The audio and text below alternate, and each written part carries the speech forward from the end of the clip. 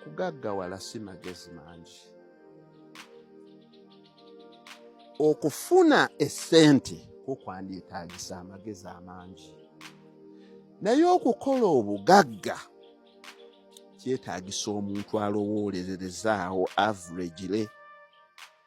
Nenyongera n'obbakakasa nti abaali balinamu doubt nti ddala ettaka kya bugagga oba ettaka likuuma obugagga, nti ettaka bye bimu ku bintu ebisinga okukuuma obugagga, gwe tunuulira butunuuliza omusajja ono engeri gy'atambuzaamu ettaka lye, ng'agenda asimba, atema, n'enswaringa cash flow, n'asimbamu ebiri short term, n'asimbamu ebiri long term.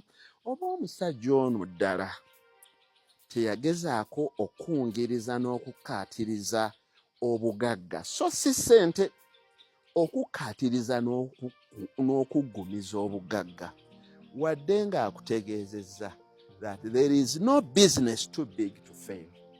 Wakiyinza okwetaagisa ensonga emu oba endala oba ennyingi, n'omusanga nga Kakiika Muhammad ne mutandika kwebuuza, bannange omusajja oli Mr. Cash Flow yalinga atusomesa ng'alabika ali immune, yalagawa? Manya nti adage gye nabagamba that there is no business too big to fail. Teriiyo kintu kinene nnyo oba bizinesi nnene nti eno tesobola kugwa. Kyekyo kye yali ategeeza, ye message yaye.